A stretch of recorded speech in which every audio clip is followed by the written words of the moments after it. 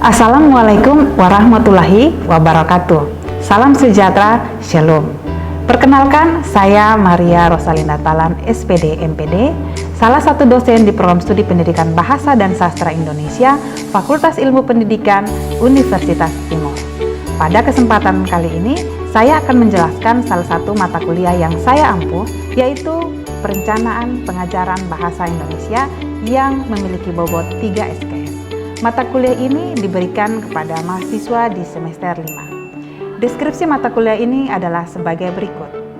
Mata kuliah Perencanaan Pengajaran Bahasa Indonesia membekali mahasiswa secara teoritis tentang perencanaan pengajaran bahasa Indonesia dan membekali mahasiswa dalam penyusunan rencana pengajaran bahasa Indonesia pada tingkat satuan pendidikan menengah. Dari deskripsi ini, capaian pembelajarannya yaitu sebagai berikut. Yang pertama, menunjukkan sikap bertanggung jawab atas pekerjaan di bidang keahliannya secara mandiri. Yang kedua, menguasai konsep teori pembelajaran bahasa dan sastra Indonesia. Yang ketiga, mampu menunjukkan kinerja yang bermutu dan terukur. Yang keempat, mampu mengkaji implikasi pengembangan atau implementasi ilmu pengetahuan teknologi yang memperhatikan dan menerapkan nilai humaniora sesuai dengan keahliannya berdasarkan kaidah, tata cara, dan etika ilmiah. Yang kelima, mampu menganalisis dan menerapkan teori, konsep, pendekatan dalam pembelajaran, serta menghasilkan desain pembelajaran bahasa dan sastra Indonesia yang inovatif. Dan yang keenam, mampu merencanakan dan melakukan kajian terhadap implementasi pembelajaran bahasa dan sastra Indonesia secara terintegrasi. Dari CPL ini diturunkan menjadi CPMK, yaitu sebagai berikut. Yang pertama, mampu menguasai konsep perencanaan pengajaran bahasa Indonesia. Yang kedua, mampu menganalisis kebutuhan peserta didik. Yang ketiga, mampu merumuskan tujuan pembelajaran. Yang keempat, mampu menyusun materi pelajaran berdasarkan sumber pelajaran. Yang kelima, mampu menyusun langkah-langkah pembelajaran berdasarkan strategi pembelajaran yang dipilih. Yang keenam, mampu menentukan dan mengoperasikan media pembelajaran sesuai dengan materi pembelajaran. Yang ketujuh, mampu menyusun evaluasi pembelajaran. Dan yang kedelapan, mampu menyusun program semester, program tahunan, silabus, dan RPP. Berdasarkan CPMK tersebut, dapat dilihat materi perkuliahannya, yaitu yang pertama, konsep perencanaan pengajaran bahasa Indonesia. Yang kedua, analisis kebutuhan peserta didik. Yang ketiga, tujuan pembelajaran. Yang keempat, materi dan sumber materi pembelajaran. Yang kelima, strategi pembelajaran. Yang keenam, media pembelajaran. Yang ketujuh, evaluasi pembelajaran. Dan yang kedelapan, program semester, program tahunan, silabus, dan RPP. Referensi yang saya gunakan ada beberapa, diantaranya 3 buku utama, yaitu bukunya Harjanto tentang perencanaan pengajaran, yang kedua bukunya Sanjaya tentang perencanaan dan desain sistem pembelajaran, dan yang ketiga bukunya Priyatni Enda tentang desain pembelajaran bahasa Indonesia dalam kurikulum 2013. Selanjutnya, media pembelajaran yang saya gunakan dalam proses pembelajaran yaitu media gambar, media video, PowerPoint yang dapat mempermudah mahasiswa dalam memahami materi yang saya berikan. Selanjutnya juga ada evaluasi, saya gunakan aplikasi Quizizz yang dapat digunakan oleh semua mahasiswa. Selanjutnya adalah pendekatan pembelajaran. Pendekatan yang saya gunakan adalah pendekatan kontekstual yang menekankan pada aspek inquiry dan modeling atau pemodelan yang didukung dengan penerapan variasi metode seperti metode ceramah, diskusi, dan tanya jawab. Contoh penerapan pendekatan kontekstual yang menekankan pada aspek modeling adalah pada pertemuan yang kelima yang membahas tentang materi pembelajaran. Pendekatan dengan fokus modeling ini diterapkan dengan cara memberikan contoh atau model materi pembelajaran bahasa Indonesia SMP SMA yang mengangkat budaya lokal atau kondisi sosial peserta didik. Hal ini dimaksudkan agar mahasiswa memiliki gambaran konkret tentang bagaimana penyusunan materi pembelajaran bahasa Indonesia yang kontekstual. Pendekatan dengan fokus inquiry diterapkan pada materi pokok perkuliahan lainnya yang dapat memfasilitasi mahasiswa dalam menemukan sendiri pengetahuan dan keterampilan dalam bidang perencanaan pengajaran bahasa Indonesia. Penerapan pembelajaran ceramah, diskusi, dan tanya jawab dilakukan pada setiap pertemuan, sedangkan metode demonstrasi diterapkan pada materi yang membutuhkan simulasi atau peragaan seperti materi perkuliahan, perencanaan strategi, dan media pembelajaran.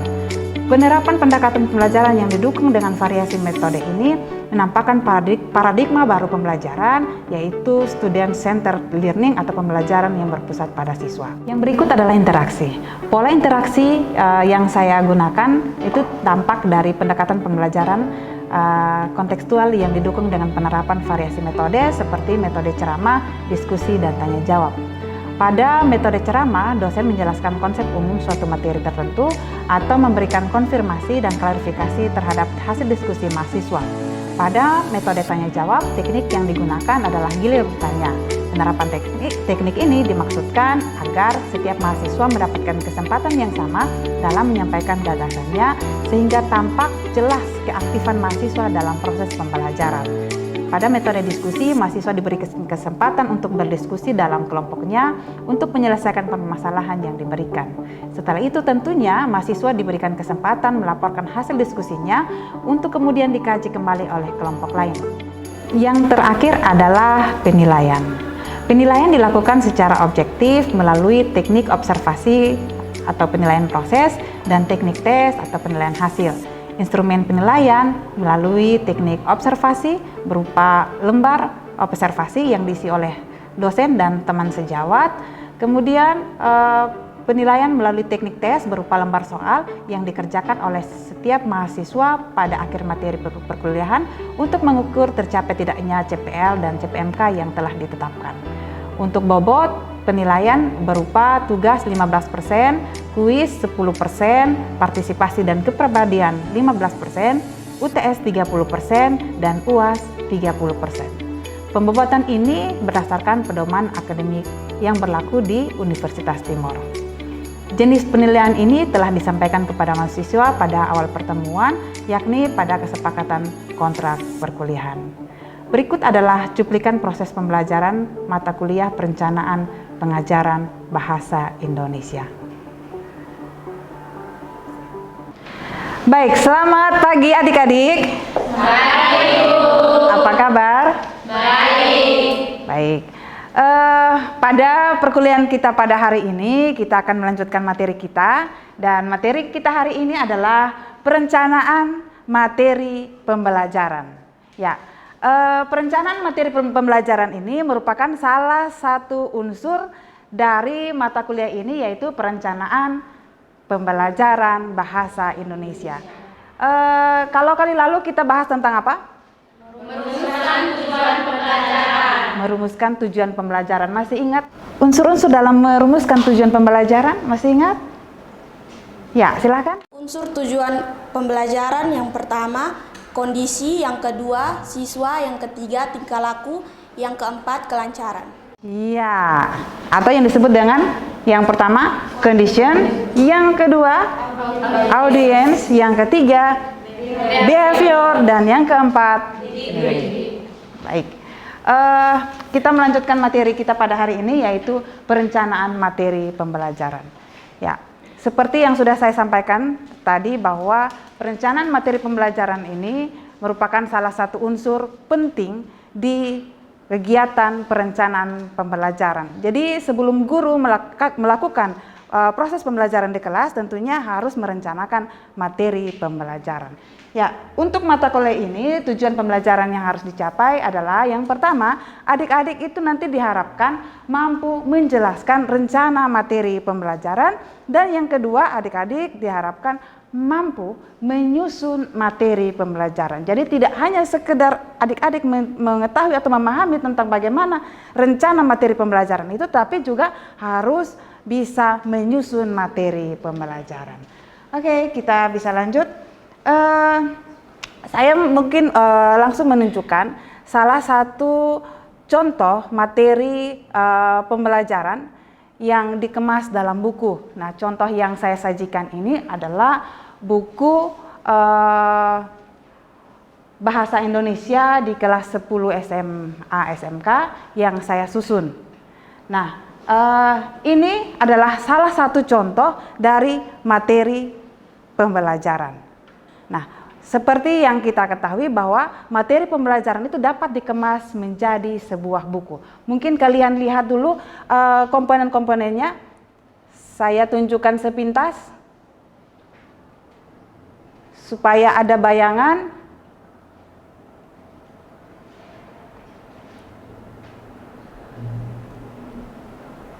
Ya, di sini ada tugas yang harus dikerjakan oleh siswa.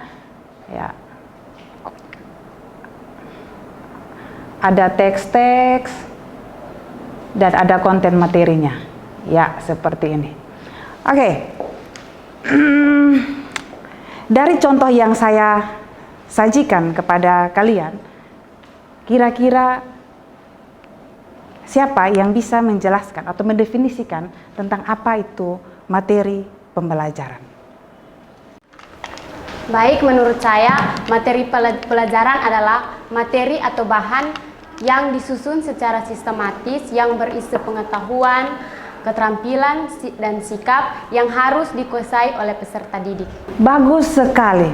Materi pembelajaran yang disusun secara sistematis, yang isinya ada apa? Ada pengetahuan, ada keterampilan, dan ada aspek sikap. Bahwa dalam suatu materi pembelajaran itu harus berisi sikap ilmiah seperti kerjasama, tanggung jawab, disiplin, dan lain sebagainya. Ya.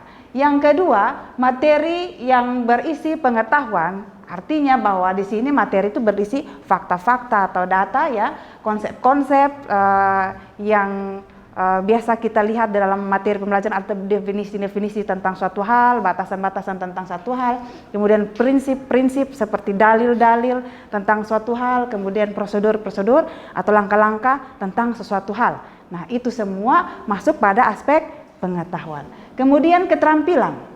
Itu dalam hal ini, dalam satu materi pembelajaran itu harus berisi tentang kemampuan mengembangkan suatu ide, kemudian memilih menggunakan bahan atau menerapkan suatu konsep, seperti itu. Untuk aspek sikap itu dicapai melalui pembelajaran yang tidak langsung. Ya, yang kita ketahui bersama bahwa pembelajaran bahasa Indonesia kan berbasis teks, ya. Nah, berbasis teks ini merupakan peluang yang besar bagi kita sebagai seorang guru, di mana dalam mengembangkan materi ajar, teks-teks yang disusun atau yang dikembangkan itu harus memiliki nilai-nilai pendidikan karakter. Itu salah satu contoh penerapan aspek sikap dalam membuat materi pembelajaran. Ya, selain itu juga dalam materi pembelajaran tidak hanya konten materi itu saja yang kita bisa masukkan aspek, tetapi ada kegiatan-kegiatan yang nantinya kita rencanakan dalam materi, misalnya diskusi, ya. Diskusi itu akan menciptakan situasi belajar di mana siswa itu akan belajar untuk bekerja sama, saling menghargai pendapat. Itu salah satu contoh penerapan aspek sikap di dalam proses penyusunan perencanaan materi pembelajaran. Untuk aspek pengetahuan dan keterampilan saya pikir cukup jelas, ya. Oke. Ketiga ranah ini atau ketiga aspek ini sebetulnya di dalam kurikulum 2013 itu sudah dipilahkan di dalam setiap kompetensi. Nah, di aspek sikap itu terdapat di kompetensi inti 1 dan kompetensi inti 2. Untuk kompetensi inti 1 dan inti 2 ini menyangkut sikap apa? Spiritual dan sikap sosial. Oke. Yang berikut untuk aspek pengetahuan itu terdapat di kompetensi inti yang ketiga. Sedangkan untuk aspek keterampilan itu terdapat di kompetensi inti yang keempat. Di sini kita bertanya, kira-kira siapa sih yang harus menyusun materi pembelajaran? Yang jelas jawabannya sederhana, yaitu adalah guru atau pengajar. Ya, menjawab tuntutan kurikulum di sini berarti bahwa di dalam kurikulum kan jelas sudah ada daftar-daftar kompetensi yang harus diperoleh atau dikuasai oleh siswa, ya. Nah, untuk mencapai kompetensi-kompetensi itu, maka dibutuhkan suatu bahan ajar yang harus dikuasai oleh siswa supaya bisa memperoleh kompetensi itu. Bisa dipahami sampai di sini? Lanjut. menyesuaikan karakteristik siswa. Sering kali kita temukan bahwa ada materi-materi pembelajaran yang tidak cocok dengan karakteristik siswa. Di sini peran guru itu sangat dibutuhkan dalam hal menyiapkan materi pembelajaran yang sesuai dengan kondisi atau karakteristik siswa itu sendiri. Harus sesuai dengan sosial, budaya, keadaan ekonomi, keadaan geografis, itu perlu disesuaikan seperti itu. Sehingga siswa itu akan belajar dalam dunianya sendiri. Ini larinya ke menciptakan situasi pembelajaran yang kontekstual, di mana siswa itu belajar dalam dunianya sendiri. Selain itu, alasan guru menyusun materi pembelajaran yaitu untuk memecahkan masalah belajar siswa. Ini yang dimaksudkan seperti apa? Nah, memecahkan masalah belajar siswa di sini artinya bahwa ada materi pembelajaran tertentu yang memiliki tingkat kesulitan tersendiri bagi siswa dalam memahaminya. Artinya tingkat keterbacaannya itu sangat rendah.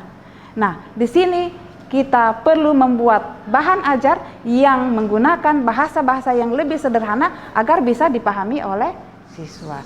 Ini yang merupakan alasan guru dalam menyusun materi pembelajaran. Bagaimana langkah-langkah dalam menyusun materi pembelajaran? Di sini ada 4 langkah. Yang pertama, mengidentifikasi aspek dalam kompetensi. Dalam hal ini kompetensi inti dan kompetensi. Ini aspeknya yang ada apa saja? Apakah ada aspek pengetahuan, keterampilan, dan sikap? Ya. Kemudian lanjut. Yang kedua, mengidentifikasi jenis materi yang sesuai dengan kompetensi. Jadi materi itu kita dapat identifikasi dari rumusan kompetensi dasar, ya. Yang berikut adalah memilih materi yang sesuai dengan kompetensi dari sumber materi pelajaran. Setelah kita mengidentifikasi materi di dalam kompetensi, kemudian kita mulai mencari-cari sumber materi pelajaran, ya. Dalam hal ini misalnya dari buku teks, dari laporan hasil penelitian, atau dari pakar atau ahli, atau dari surat kabar, atau dari lingkungan dan lain sebagainya, ya, untuk menyusun materi pembelajaran itu. Nah, di sini saya mau tanya sedikit buku teks. Buku teks ini ada berapa jenis? 2. Ya, mungkin satu orang yang jelaskan. Oh ya, Vin, silakan. Buku teks dibedakan menjadi 2. Yang pertama itu buku teks wajib dan yang kedua itu buku teks suplemen. Ya, cukup. Buku teks wajib dan buku teks suplemen. Bisa dijelaskan buku teks wajib itu seperti apa? Dan buku teks suplemen itu seperti apa? Ya, sila. Buku teks wajib adalah buku yang disusun berdasarkan kurikulum yang ada, sedangkan buku suplemen adalah buku yang digunakan untuk melengkapi buku teks. Bagus sekali. Kurang lebih seperti itu ya. Oke. Yang terakhir dalam langkah-langkah menyusun materi pelajaran adalah pengemasan. Nah, pengemasan di sini kita tinggal pilih kira-kira materi pelajaran ini kita mau kemas menjadi buku atau menjadi diktat atau menjadi hangout atau lainnya, seperti itu. Nah, langkah-langkah menyusun materi pembelajaran tadi di tahapan yang pertama yaitu mengidentifikasi ya aspek dari kompetensi. Misalnya kita ambil teks narasi. Di setiap teks, kalau dalam kurikulum 2013 itu kurang lebih ada 4 kompetensi dasar, ya toh? 2 pengetahuan dan 2 keterampilan. Ya, kita ambil contoh teks narasi. Di sini dari keempat kompetensi yang saya sajikan ada aspek pengetahuan dan ada aspek keterampilan. Aspek pengetahuan yang jelas ada di bagian yang ke-3, sedangkan aspek keterampilan berada di bagian yang keempat. Seperti itu. Berarti tahapan pertama kita sudah buat. Lanjut ke tahapan yang berikut adalah mengidentifikasi jenis materi pembelajaran. Dari kompetensi ini, ada kompetensi dasar 3.3, 4.3, 3.4, dan 4.4. Kita kemudian identifikasi kira-kira jenis materinya seperti apa. Kalau di 3.3 mengidentifikasi unsur-unsur teks narasi, ini kegiatannya nanti mengidentifikasi unsur-unsur teks narasi, maka materinya adalah yang pertama otomatis batasan atau konsep dari teks narasi itu. Kemudian ada unsur-unsur teks narasi, dan yang ketiga jelas harus ada contoh. Jadi segala sesuatu harus ada pemberian contoh atau model, ya, seperti itu. Yang berikut adalah contoh teks narasi. Itu di keterampilan yang pertama ya, di 4.3, menceritakan kembali isi teks narasi. Nah, di sini kegiatannya itu nanti di kelas kan siswa diminta untuk menceritakan kembali teks narasi yang sudah dibacakan sebelumnya. Berarti materinya hanya sebatas di contoh teks narasi. Lanjut, yang berikut adalah menelaah struktur dan kebahasan teks narasi. Di situ jelas terlihat ada materi apa? Indra? Ada materi struktur, ciri kebahasaan, dan yang jelas contoh teks narasi. Sedangkan di bagian yang keempat, di sini menyajikan gagasan kreatif dalam bentuk cerita imajinasi secara lisan dan tertulis. Berarti di sini siswa itu nanti akan diminta untuk menyajikan cerita atau teks narasi itu baik secara lisan atau tertulis. Maka untuk sampai pada pemerolehan keterampilan tersebut, maka dibutuhkan materi langkah-langkah menyusun teks narasi supaya mereka bisa nantinya menyusun teks narasi. Jadi ini adalah dua tahapan yang kita sudah lakukan menuju ke penyusunan materi pembelajaran. Ya, jadi saya contohkan ini. Kemudian langkah selanjutnya itu yang jelas sudah masuk pada penulisan materi pembelajaran dengan cara memilih bahan-bahan dari sumber belajar lainnya seperti tadi buku teks, majalah, surat kabar. Baik, kita masuk pada kegiatan inti dalam perkuliahan ini, yaitu adik-adik diminta untuk menyusun materi pembelajaran dengan memperhatikan komponen-komponen yang terdapat dalam suatu materi pembelajaran. Nah, untuk penyusunan ini kita akan dilakukan selama 2 minggu. Minggu ini atau hari ini kita melakukan 2 tahapan, yaitu mengidentifikasi aspek dari kompetensi dan mengidentifikasi jenis materi yang sesuai dengan kompetensi, ya. Kemudian ditunjang dengan kerangka materinya. Kemudian nanti minggu depan kita masuk pada memilih materi yang sesuai dengan kompetensi dari sumber materi pelajaran, kemudian menyusunnya, lalu kita melakukan pengemasan, misalnya dalam bentuk hangout atau buku, atau kalau memang bisa ya, buku atau diktat, seperti itu. Bisa dipahami untuk tugas ini? Kalau bisa paham, sekarang kita bentuk kelompok. 1 kelompok maksimal 4 orang agar kita bisa mengerjakan tugas yang diberikan. Silakan.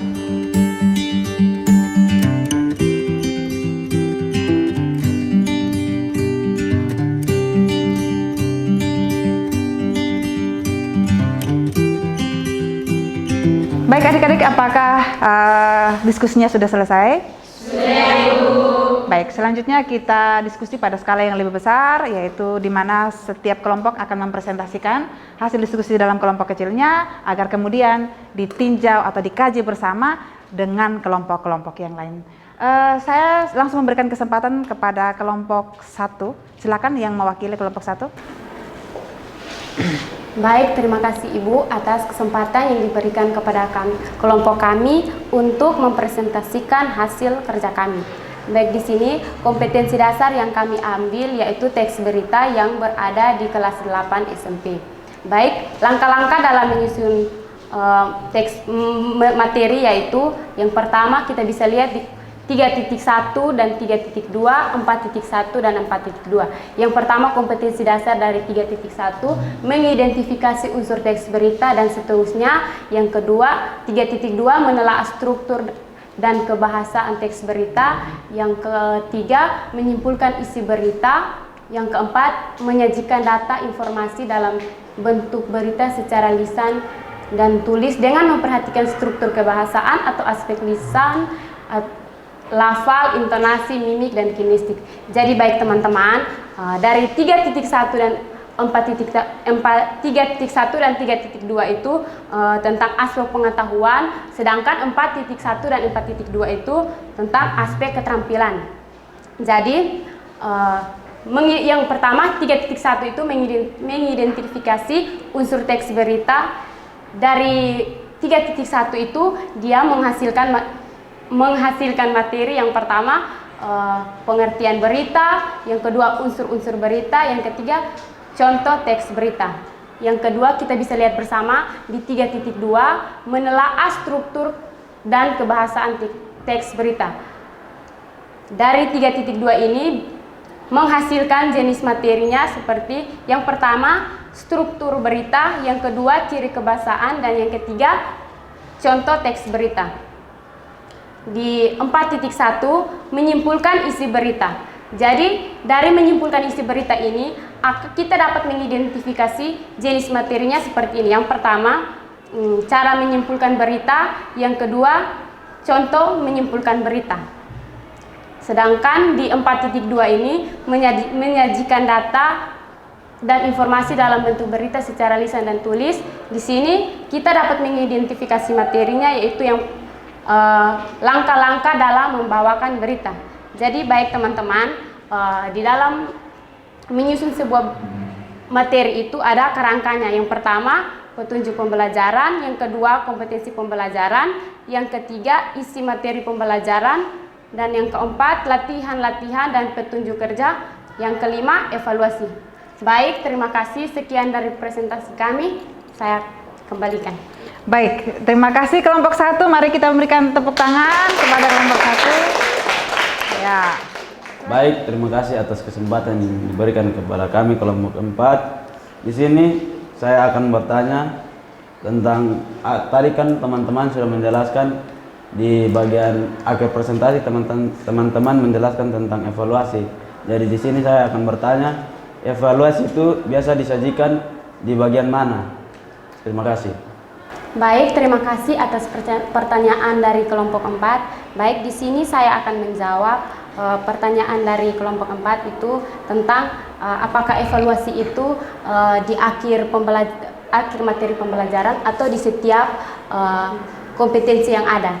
Jadi baik, evaluasi itu terdapat di akhir materi pembelajaran. Terima kasih. Ya, di sini saya akan sedikit meluruskan ya. Tadi disajikan oleh kelompok 1 bahwa urutan materi-materi pembelajaran itu dari kompetensi dasar ini dari 3.1 langsung lompat ke 3.2. Tidak seperti itu ya. Untuk urutan yang benar 3.1 berpasangan dengan 4.1.